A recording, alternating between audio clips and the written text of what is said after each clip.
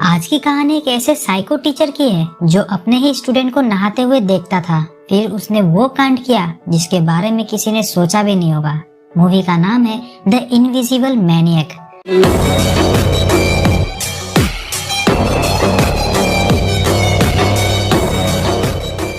Movie की शुरुआत होती है एक डॉक्टर से जो अभी मिस डॉनविंकल को उनके बेटे केविन की हालत के बारे में बता रहा था कि केविन बीमार नहीं है बल्कि वो आम बच्चों से बहुत अलग है, इसलिए उन्हें उसका अच्छे से ख्याल रखना चाहिए। अब जिस तरह मिस डॉनविंकल डॉक्टर की बातों का जवाब दे रही थी, उसे देखकर तो हम यही समझ पाते हैं कि वो हिटलर मॉम की तरह है। वैसे डॉक्टर की हाँ में हाँ मिलाकर उन्होंने उन्हें भेज दिया था। इधर हम छोटे केविन को देखते हैं जो टेलीस्कोप लगाए खिड़की के बाहर देख रहा था। अब आप और हम सोचेंगे कि ये चंपू सा दिखने वाला बच्चा चांद तारों को देख रहा होगा, लेकिन नहीं, ये बच्चा सामने वाले फ्लैट में एक लड़की को कपड़े चेंज करते हुए देख रहा है। अब इतनी छोटी उम्र में इसने पके हुए संतरों को देख लिया था तो उसे उन संतरों को टेस्ट करने का मन तो करेगा ही। अब केविन अपनी आंखें सेक ही रहा था कि वहाँ मिस डॉनविंकल आ जाती है और वो भी टेलीस्कोप में देखकर पता लगा लेती है कि केविन क्या देख रहा था। जिसके बाद मिस डॉनविंकल केविन को थप्पड़ लगाकर उसे रूम में बंद रहने की सजा सुनाती है, क्योंकि उन्हें केविन को साइंटिस्ट बनाना था और वो जानते थे कि औरतों के चक्कर में पड़कर आज तक किसी का भला नहीं हुआ। इसलिए उन्होंने केविन की पढ़ाई स्कूल से ना करवाते हुए घर पर से ही करवाई। साथ ही उन्होंने केविन की खिड़की भी बंद करवा दी थी। ये सब करके वो केविन के सामने रावण वाली हंसी हंस रही थी और इस हंसी को केविन पूरे लाइफ तक नहीं भूलता। अब आगे हमें 20 साल बाद का सीन दिखाया जाता है, जहाँ हम केविन को कुछ साइंटिस्ट के साथ एक मीटिंग में देखते हैं। मतलब केविन साइंटिस्ट बन चुका है, लेकिन बाकी साइंटिस्ट की बातों से हमें लगता है कि केविन की पर्सनैलिटी उनकी नजर में बहुत ही ज्यादा खराब है। तो वो सब इकट्ठा इसलिए हुए थे क्योंकि केविन उन्हें एक ऐसा सीरम दिखाना चाहता था जिसे लेने वाला शख्स गायब हो जाएगा। यानी उसने लोगों को इनविजिबल करने का सीरम बना लिया था और यह सीरम का असर उस शख्स पे कुछ घंटों के लिए ही रहेगा, जिसके बाद वो दोबारा से विजिबल हो जाएगा। केविन की ये सारी बातें बाकी के साइंटिस्ट को मजाक लगती है, लेकिन केविन बहुत ही ज्यादा कॉन्फिडेंट था और जब वो उस सीरम को अपने अंदर इंजेक्ट करता है तब वो इनविजिबल नहीं होता। इसके बाद वो सभी साइंटिस्ट एक एक करके केविन का मजाक उड़ाने लगते हैं। ये देखकर केविन को सभी पे बहुत गुस्सा आ रहा था और गुस्से में उसने सभी पे हमला कर दिया। कुछ तो वहाँ से अपनी जान बचाकर भाग जाते हैं, लेकिन 4 साइंटिस्ट थे जिनमें 2 फीमेल भी थी, वो केविन के हत्थे लग जाती है। जिसके बाद केविन उन सबको बहुत बुरी तरीके से मार डालता है। अगले सीन में हम एक न्यूज कास्टर टेमी एवर्ट को देखते हैं जो न्यूज में बताती है कि कैसे डॉक्टर केविन ने अपने ही ग्रुप के 4 साइंटिस्टों की जान ले ली, लेकिन एंड में उन्हें पकड़ लिया गया। पर कोर्ट में जज ने उन्हें फांसी की सजा नहीं दी, क्योंकि जूरी के अनुसार केविन पागल हो चुके हैं और पागलों को फांसी की सजा नहीं मिलती, इसलिए उन्हें पागल खाने में भेज दिया गया था। अब 1 महीने बाद हम केविन को पागल खाने में देखते हैं, जहाँ से वो पागलों वाली ड्रेस को पहनकर भाग रहा था। थोड़ी देर में गार्ड को चकमा देकर वो वहाँ से भाग जाता है, लेकिन अभी उनके पीछे गार्ड्स कुत्तों के साथ पड़े हुए थे, पर केविन दिमाग लगाकर कुत्तों से भी पीछा छुड़ा लेता है। अब केविन को पागल खाने से भागे 7 दिन हो गए थे, जिसके बाद हम एक कॉलेज की क्लासरूम में कुछ स्टूडेंट्स को देखते हैं। अब इस पूरे कॉलेज में बस इतने ही बच्चे थे, क्योंकि इनकी क्लास समर वेकेशन में भी लग रही थी, और वो इसलिए क्योंकि क्लास के सभी बच्चे पढ़ाई में नुल थे। आगे बढ़ने से पहले आप इन स्टूडेंट्स के नाम जान लें, जो कि है विक्की, बनी, हंटर, चैट, बुबा, जॉन, बेटी, गॉर्डन। ये 8 एक से बढ़कर एक नमूने हैं। क्लास शुरू होने से पहले इनके सामने कॉलेज की हेड मिस्ट्रेस मिस सेलो आकर सभी बच्चों को बताती है कि उनके पुराने फिजिक्स टीचर की मौत सैंडविच खाते हुए हो गई, इसलिए उनके आगे की क्लास नए टीचर डॉक्टर केविन स्मिथ लेंगे। ये वही पागल केविन था जो पागल खाने से भागकर यहाँ आया है। क्लास में आते ही केविन ने सबसे खूबसूरत लड़की विकी से एक आसान सा सवाल पूछा कि फिजिक्स के 4 बेसिक प्रिंसिपल के नाम बताओ। इस सवाल का जवाब पूरी क्लास के पास नहीं था। तब केविन उन्हें बताता है कि मैटर, एनर्जी, मोशन और फोर्स। क्लास खत्म होने के बाद सारी गर्ल्स चीयरलीडिंग की प्रैक्टिस कर रही थी और केविन उन लड़कियों को उछलते हुए देखकर अपनी आंखें सेक रहा था। आगे हम देखते हैं कि चैट और बनी दोनों रिलेशनशिप में हैं और उन्हें जहाँ भी मौका मिलता था वो वहीं चालू हो जाया करते थे। अब जब बनी शावर देने जा रही थी तब उसकी टक्कर हेनरी नाम के पियोन से हो जाती है। अब हेनरी तो बेचारा गूंगा था, तो वो कुछ बोल नहीं पाता और चैट उसे भला बुरा बोलकर वहाँ से निकल जाता है। जब सारी लड़कियां वॉशरूम में नहा रही थी तो चैट वापस बास्केटबॉल कोर्ट में आकर एयर डक्ट वाली विंडो में से सभी लड़कियों को नहाते हुए देखता है। वही चैट के ऊपर केविन ने अपनी नजर बनाए हुए थी कि आखिर वो देख क्या रहा है, और चैट के जाते ही केविन भी उन लड़कियों को नहाते देखकर अपनी आंखें सेकने लगा था। कि तभी वहाँ मिस सेलो आ जाती है। तो केविन बहाना बनाता है कि उसके कुछ सिक्के नीचे गिर गए थे, तो वो उन सिक्कों को ढूंढ रहा था। तो मिस सेलो उसे फिजिक्स की क्लास पे ध्यान देने को बोलती है, जिसके बाद केविन सर झुकाए वहाँ से निकल जाता है। अब आगे हम केविन को उसके रूम में देखते हैं, जहाँ वो अपने इनविजिबल होने वाले सेरम पर काम कर रहा था, लेकिन उसे सफलता हाथ नहीं लगती। वो दिन में स्टूडेंट्स को फिजिक्स की क्लास दिया करता और घर आके अपने एक्सपेरिमेंट पे काम करता, लेकिन इतनी मेहनत के बावजूद वो सेरम को तैयार नहीं कर पा रहा था। पर एक दिन उसकी मेहनत रंग लाती है और उसका टेस्ट सब्जेक्ट खरगोश गायब हो जाता है। ये सब देखकर केविन बहुत ही खुश था। फिर वो एक सेरम अपने ऊपर भी इस्तेमाल करता है, जिसके बाद वो भी गायब हो गया। अब केविन की खुशी का कोई ठिकाना नहीं था। वो हंसते हंसते वहीं अपने रूम में सो जाता है। जब उसकी नींद खुलती है तो हम देख पाते हैं कि वो विजिबल हो चुका है। इसी रात केविन ने सपने में सभी गर्ल्स स्टूडेंट को वॉशरूम में नहाते हुए देखा और उसे लगता है कि वो सारी लड़कियां उसे भी अपने साथ नहाने के लिए बुला रही है। उसी रात केविन विकी के कमरे में जाकर धीरे धीरे कपड़े उतारकर विकी के संतरों को जी भर के देख रहा था।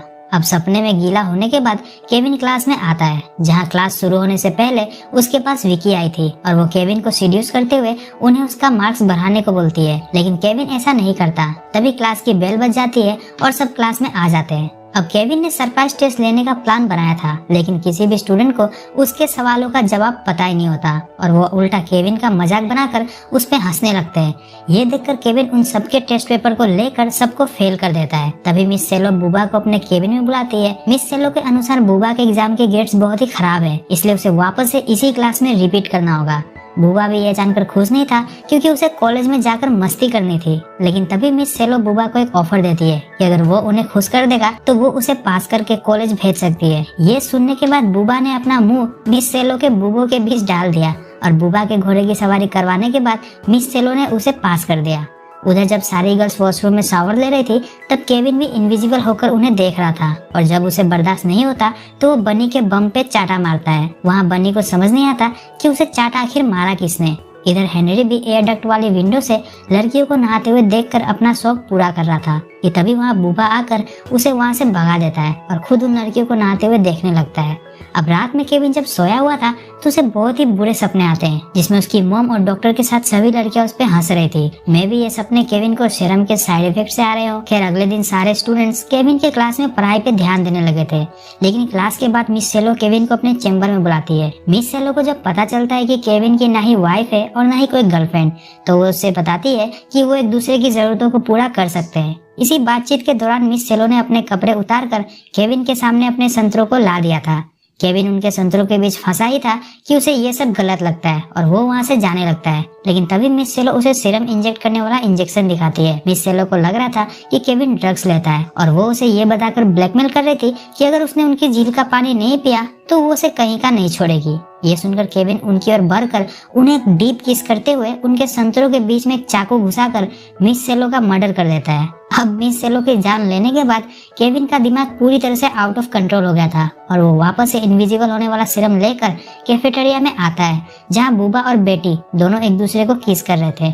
उन्होंने थोड़ी देर पहले न्यूज में सुना था कि डॉक्टर केविन नाम का पागल साइंटिस्ट जेल से फरार हो गया है, लेकिन रेडियो को बंद करके वो किस को कंटिन्यू करते हैं। तभी केविन इनविजिबल होकर वहाँ आता है और बुबा के मुंह में ब्रेड का बड़ा सा टुकड़ा डालकर उसके मुंह को चौक कर उसे मार डालता है। ये देखकर बेटी को समझ में नहीं आता कि उनके साथ आखिर हो क्या रहा है और वो बुबा के मरते ही वहाँ से भाग रही थी, लेकिन केविन उसके कपड़े फाड़ कर उसका गला एक पाइप से घोटकर मार डालता है। उधर जॉन और गॉर्डन वॉशरूम से रेडी होकर कॉलेज के बाहर जाने वाली थी, लेकिन उन्हें मेन गेट बंद मिलता है तो वो पीछे के रास्ते से निकलने का सोचती है।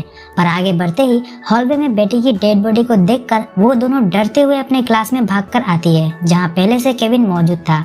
अभी वो विजिबल था तो वो दोनों उसे बताती है कि बेटी की डेड बॉडी हॉलवे में है। यह सुनकर केविन क्लासरूम से बाहर जाकर इनविजिबल होकर वापस क्लासरूम में आता है और सबसे पहले वो जॉन के कपड़े फाड़कर उसका सर एक्वेरियम में घुसाकर उसे मार डालता है। जॉन के बाद मरने की बारी थी गॉर्डन की, तो केविन उसे भी गला घोटकर मार डालता है। दूसरी ओर विकी हंटर को बाय बोलकर वॉशरूम में नहाने आई थी, जहाँ पहले से केविन इनविजिबल मोड में मौजूद था और वो विकी को इलेक्ट्रिक शॉक देकर मार देता है।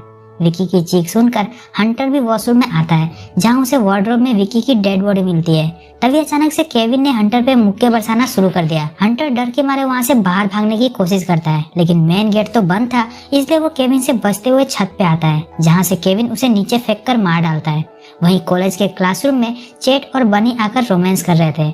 बनी चेट को वार्न करती है कि मिस सेलो ने उन्हें पकड़ लिया तो वो उन्हें एक्सपेल कर देगी, लेकिन चेट को रिस्क उठाना मंजूर था, इसलिए वो बनी के कपड़े उतार कर उसे अपने घोड़े की सवारी करवा रहा था। तो सफर का मजा लेने के बाद बनी भी बहुत खुश थी। उधर पियोन हेनरी को मिस सेलो की डेड बॉडी मिल जाती है और वो पुलिस को कॉल करने की कोशिश करता है, लेकिन गूंगे होने की वजह से वो कुछ बोल ही नहीं पाता और चिल्लाते हुए वहाँ से भाग जाता है। इधर बनी और चेट को विकी की डेड बॉडी वॉशरूम के वार्डरोब में मिल गई थी और जब हेनरी उनके पास चिल्लाते हुए आता है तो चेट उसे ही किलर समझकर उसकी पिटाई करने लगता है, लेकिन तभी वहाँ इनविजिबल केविन आकर बनी को मारने लगा तो चेट भी जैसे तैसे करके केविन से लड़ाई करता है। थोड़ी देर में केविन वापस से विजिबल हो गया था, पर फिर भी वो चेट को मार मार कर बेहोश कर देता है।